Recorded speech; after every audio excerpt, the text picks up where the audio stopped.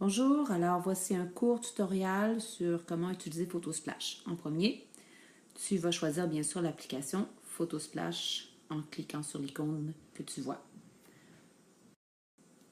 Ensuite, tu vas venir peser sur le petit plus pour créer un nouveau projet. Photosplash t'offre le choix de prendre des photos de ta pellicule ou de prendre une photo que tu prendrais maintenant. Mais pour le projet qu'on va faire, prendre une photo de ta pellicule, ça va être plus simple. Donc, tu cliques sur Photo Album. Le but de Photosplash, c'est de te permettre de restaurer les couleurs initiales ou de mettre des nouvelles photos, des nouvelles couleurs, que dis-je, sur une photo qui est en noir et blanc. Et pour cela, il y a plusieurs outils.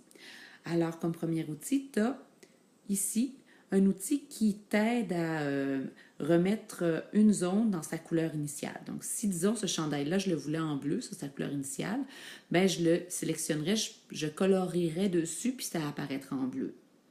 Si j'ai mis une couleur, puis là, je ne l'aime pas, je veux la remettre en noir et blanc, j'utiliserai l'outil ici, qui est l'outil choisir zone à mettre en noir et blanc. Pour faire tes manipulations, tu utilises une brosse, que ça va être ton doigt qui va être la brosse, mais tu peux décider d'avoir un coup de pinceau un peu plus large ou un coup de pinceau un peu plus mince. Cet outil-là est un peu spécial, il va te permettre de mettre la couleur que tu veux ou de mettre toutes les bleus automatiquement, mais je vais te la laisser explorer parce que il fait différentes choses, puis c'est un peu long à expliquer. Celui-ci permet de choisir des différentes intensités des couleurs. Donc, tu iras le voir. Ici, bien sûr, si tu as besoin d'explications, il y a 2 courts tutoriels qui vont te donner une petite explication. Et si tu fais une erreur, l'outil ici te permet de revenir en arrière. Les autres choix que tu as, tu peux mettre un cadre, mais tu vas voir, c'est assez. Il va t'offrir 2-3 choix de cadre, donc le choix est minime.